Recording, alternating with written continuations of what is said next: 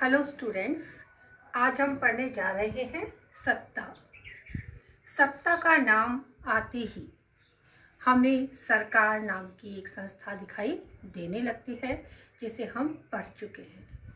यदि हम साधारण शब्दों में समझें तो सत्ता हमारे शरीर में जो आत्मा होती है उसी के कार्य रूप में ये कार्य करती है कि जैसे हमारे शरीर में से यदि आत्मा को निकाल दिया जाए तो हमारा शरीर निष्क्रिय हो जाएगा, निष्प्रभाव हो जाएगा और किसी भी काम का नहीं रहेगा।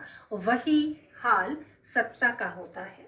तो सत्ता हमारी राज व्यवस्था की आत्मा है। ये एक सबसे मुख्य बात हमारे समझने योग्य है। आखिर सत्ता करती क्या है? तो सत्ता आदेश देने का कार्य करती है और निर्णय लेने का कार्य करती है।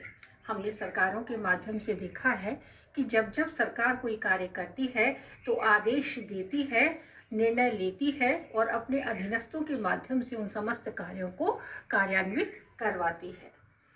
तो सत्ता में सदैव उच्च और अधीनस्थों के एक संबंध को देखा जा सकता है कि उच्च पदाधिकारी निम्न अधिकारी को अपने आदेश निर्देश आगे से आगे प्रसारित करता है।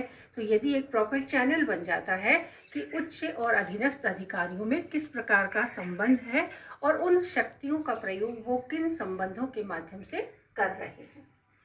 सत्ता में सदैव प्रशासनिक कार्यों की कुंजी माना गया है, क्योंकि सत्ता के पीछे शक्ति जुड़ी होती है कि जब तक शक्ति उसमें नहीं आएगी सत्ता में, तब तक उसका जो प्रयोग है वो सही ढंग से नहीं हो पाएगा। तो अर्थात सत्ता में सदैव शक्ति जुड़ी होती है, इसीलिए ये प्रशासकीय कार्यों की कुंजी का कार्य करती है।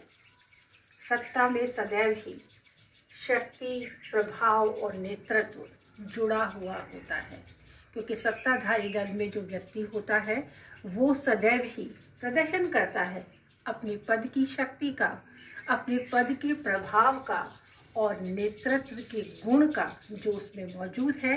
तो वो सत्ताधारी व्यक्ति एक शक्तिशाली व्यक्ति के रूप में प्रदर्शित होता है, जिसे हम देख चुके हैं। जैसे उदाहरण के रूप में अभी श्रीमान नरेंद्र मोदी का यदि हम उदाहरण लें तो ये तीनों गुण उनमें मौजूद है, इसीलिए वो सत्ता में एक प्रभावी रूप में कार्य कर रहे हैं। लोकतंत्र में सत्ता जनता द्वारा स्वीकृत होती है कि जनता क्या कार्य करती है, कि जनता की शक्ति, जनता की स्वीकृति उसमें जुड़ी होती है, इसीलिए वो सत्ताधारी दल सरकार बनाता है।